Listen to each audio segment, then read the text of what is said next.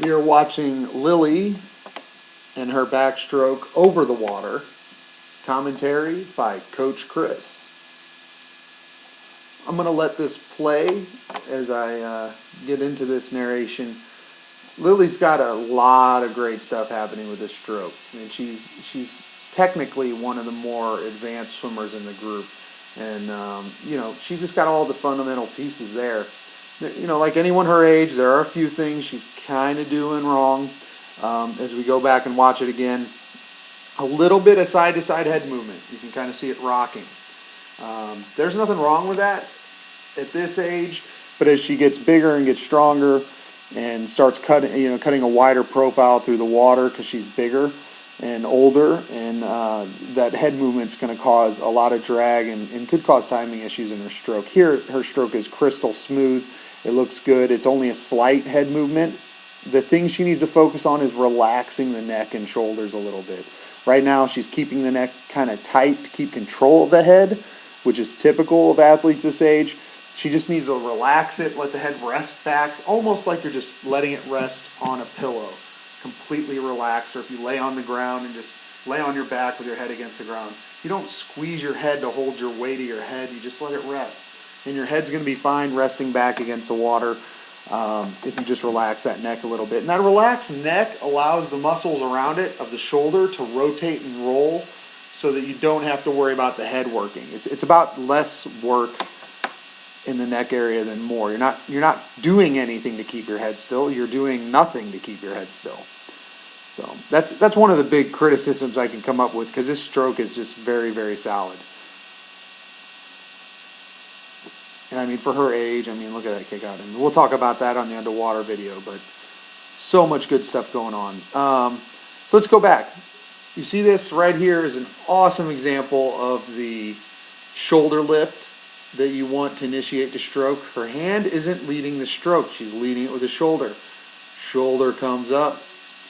Hand comes up. That's perfect. That creates a ton of power. And as she gets bigger and stronger, it's really going to give her a powerful stroke. Comes thumb out, rotates the pinky down, a little bit of a bend, and we'll talk about this. You can see this bend, and this is common for a lot of athletes this age. She's got a little bit of bend in the arm here. You can see the fingers angling down. Now, she's flexible enough to get away with it, but there's a quick and easy way to fix this, and it's a better alignment. So here we'll see her swimming, real good shoulder rotation, steady head, good tight kick. Backstroke, you want that tight kick so you can roll those hips with the stroke. So we're seeing this hand come in, and we'll get through the turn so we can see.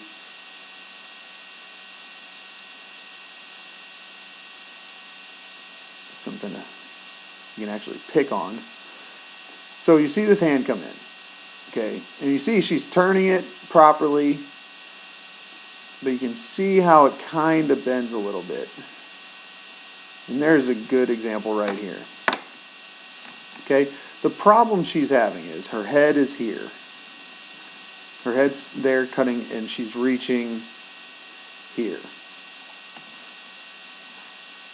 So if you drew a line from her head to her center line of her body, through her head all the way out, her hand is reaching on the center line. And that's why you're getting that deep bend of the wrist. She also gets a little bit of a bend of the elbow as she comes in, and it's just natural. There's nobody that flexible that can reach around their head with a straight arm doing backstroke like that. And so what it's doing is it's throwing her joints out of alignment. She has to bend. She can't keep things straight. And the fix for this is to reach out a little more. So if I were to have a video of Ryan Lochte, or if we're going to talk about any of the top backstrokers, they're going to enter their hand actually outside their shoulders. So you have that center line, you have it going through her head, you have it going through where she's entering her hand.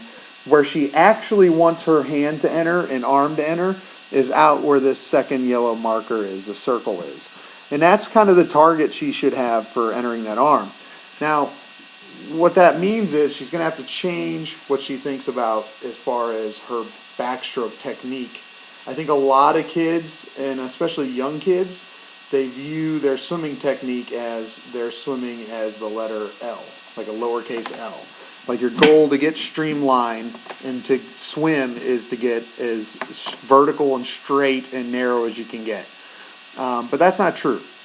Really what swimmers do in almost all strokes, especially backstroke, they swim in a Y. I always think of it as a capital, very narrow Y, like very, very narrow. And so what you're doing is you want to make sure as you're swimming like this, you want to reach into the water, whether it's freestyle from coming up and over, or whether it's fly as your hands are coming in, or as it's backstroke especially. You want to reach and enter your hands on the outside of your shoulder, not inside towards your head. You want to actually reach slightly outside. That's your target for entering the hand in the water, because it's a much more natural target. It gives you more room so you can roll your shoulders through. When her hand enters at the top of her stroke here, it's hard for her to get that shoulder much lower than where it's at, because she's got to wait for the arm to catch up. It's not a clear path. It's got to go all around her head. That's why her elbow's bending and her wrist is bending. If she reaches out towards outside her shoulder, out and away, in like a skinny Y, and gets that hand in, there's nothing to stop her. Her head isn't going to stop her. Her shoulder rotation isn't going to stop her. She can cut that hand in as deep as she wants. There's nothing to stop her. Her joints are in proper alignment. Her muscles are in proper alignment. So nothing's going to get tied up and twisted. It's just a much more natural position. In here, it would be like starting out here. Here, her hand gets to that position, but it's got to travel, the 8 inches to get to it. She's underwater. She's pushing out and around to get to the spot that she should already be back.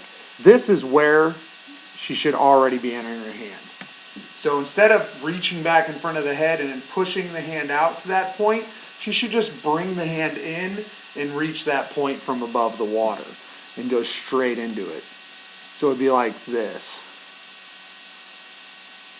with her stroke. Just reach straight up and over, and as her hand comes in, just sweep it out a little bit, just to get it right to that natural point. And really, that's just going to get her in a more comfortable position. What it's going to do is, because all her muscles and joints are staying in a proper alignment, because she's reaching slightly out, she'll be able to really pick up the turnover. A lot of turnover issues in backstroke are because kids get tied up in this position. And they have to wait. It's time. They can't take the next stroke. They have to really wait till that arm gets out to here to start pulling. But once they start getting their hand here on the entry from above, then they can just go right into the next stroke. There's no pause, no anything. So we're going to take a look at her turn real quick. Her above water, again, is really, really clean. This is a very solid approach to the wall. She can go in, plenty of room. She gets the feet over nice and powerful. I mean, she hits the wall pretty hard for her age. Comes off the wall. I see a good glide. No twisting, no wiggling. I mean, this is probably one of the best glides of the group. She isn't opening up her first kick until she's hitting the flags with her hands. So in 2 or 3 kicks, we'll see on the underwater video, she's already almost to this green marker up here. That is fantastic for her age. And if she keeps developing that, it means she's going to be able to do the half under, half up strategy we talk about with 8 or 9 kicks. And that saves her a ton of energy. So really seeing a lot of good stuff on the above water. When we take a look at the underwater, that's when we can start nitpicking how she's pulling and try to get a little more power out of her stroke. And then we'll take a better look at that turn, and especially those dolphin kicks, because those are the key to the modern game of backstroke, developing those dolphin kicks.